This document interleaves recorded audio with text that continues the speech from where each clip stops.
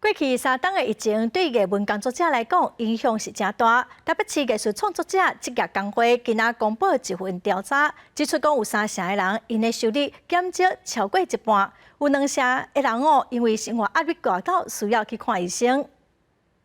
台北艺术创作者职业工会公布一份第二册针对819个艺术工作者所做的调查，发现新冠疫情以来，有3成的人收入减少超过一半，薪水的平均中位数嘛对3至4万降到剩要2万，真侪人生活压力大，有2成已经达到需要去看医生的程度。以我刚刚讲的案例，他在申请纾困的时候，他其实是申请不到的，因为他并没有取消活动这个部分。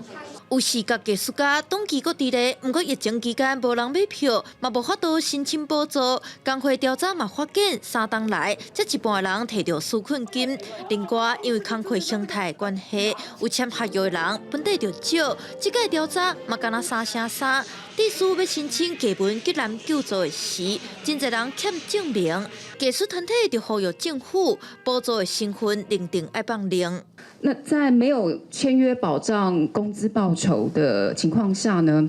遇到疫情冲击，不仅一来收入会恶化，相对来说其实也比较难获得纾困资源啦。其实我们有委托台经院在做一些调查跟研究，这是去思考到底谁是艺文工作者，怎么去认定这个艺文工作者。